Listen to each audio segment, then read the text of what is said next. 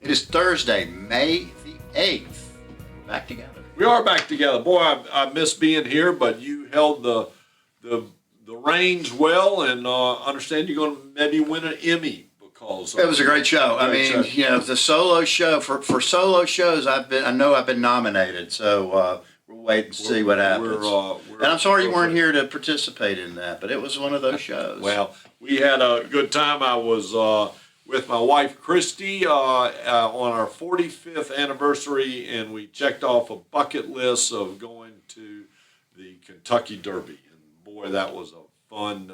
We could do a whole segment on that. We could. But yesterday, the Jerome Powell, President Trump's closest friend and I don't think they're going to exchange. They play golf? I don't think they exchange any Christmas cards either. No. Jerome Powell talked yesterday and pretty much said he's pleased with what is going on. He's always apprehensive about what's going on with the tariffs. The tariffs is an unknown. We had a little bit of a breakthrough today with the UK and the US inking the deal, and I think there's going to be there is a press conference as we speak, going through the details of that agreement. They did not decrease interest rates. Probability of June is in the 20% range, and then it goes into July and it jumps up to the 60%, and September is in the 60% range also. You saw somewhere that the probability factor is saying 3 cuts before now. Three cuts, a minuscule chance in July, I think, and then I think in September it gets a little higher, but who knows? Watching what they're going to do with interest rates is not pure enjoyment, that's for sure. I want to say I'm proud of y'all and our clients for stick-to-it. You've listened to us, you've communicated with us, we've talked with you about it, and I would say the vast majority of folks, we're sticking to the game plan. We are not bailing. We don't take these news items on a daily basis and create panic. In fact, we're staying the course, and it's paying some dividends and rewards, and it's keeping us in the game.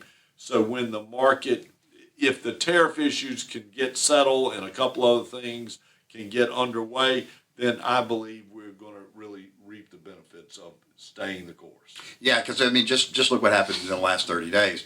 I went back and looked at the market close yesterday and just counted back 30 days, and the Dow, the S&P 500, and Nasdaq all were in 15 to 20% range of returns in just that 30-day period. So you just can't go bury your head and get out of markets. You got to stay in. Just be in markets at an amount that you're comfortable with. Again, that's the key. The amount you're comfortable with, the risk that you're willing to take. We're seeing that 60-40, 65-35 as kind of a sweet spot. So if you're underneath that and you wanted to move up, well, a little more risk, but a little more opportunity. But maybe you're really comfortable with where you are there. And if you are in the lower range and you just haven't moved into the marketplace, in terms of the market, I would tell you that I would think, again, from risk and risk assessment and comfort level, you ought to give some consideration to upping that just a little bit from where we see things going between now and the end of the year. Yeah. All right, we're here back together. We're going into May, and May brings us to summertime. A lot of exciting things are going on. A lot of news is happening, and we're here and going to be here, and we're glad to be with you. We do this each and every week because we know it is your money. And your money matters. We'll talk to you next week. See you next week.